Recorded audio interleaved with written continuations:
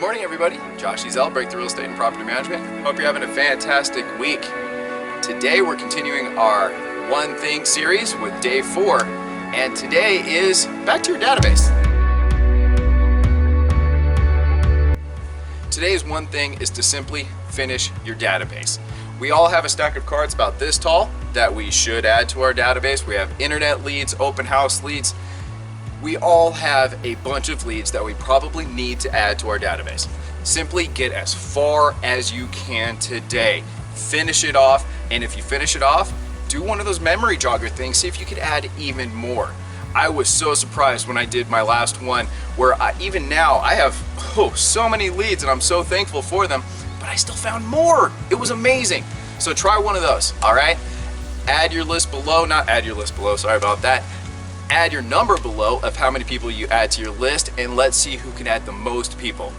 Have an awesome day. I'll talk to you guys tomorrow. We've had, let's try this again.